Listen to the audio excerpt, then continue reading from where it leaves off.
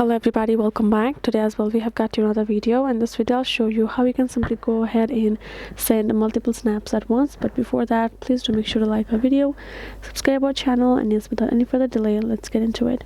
So for that, all you have to do is simply access your particular Snapchat app on your mobile phone. Now in this section, if you click a pick snap, and if you click, only one will be appearing right over there, right? If you can tap on send to and send snaps to people.